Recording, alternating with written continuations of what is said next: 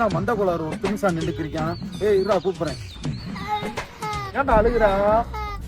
காரை வேலை கொடுக்க தானே வேலை பார்த்து அடிக்கிறாங்க. அடிச்சாங்களா? யாரா உன்னை அடிச்சது? ஏய் வானே என்னன்னு கேளு வானே. ஏய் தம்பி உன்னை எப்பதான் பத்தி விட்டேன் வேலையாயிருச்சுன்னு கொடுத்தா பாக்குறதான வேலை. ஏகிட்ட அடிச்சவனா? உன்னை பத்தி தெரியாது, வண்டி எடுத்து வச்சுது. டேய் மண்டை கோளாறு, போய் வண்டி எடுத்துட்டு வாடா. Few minutes later.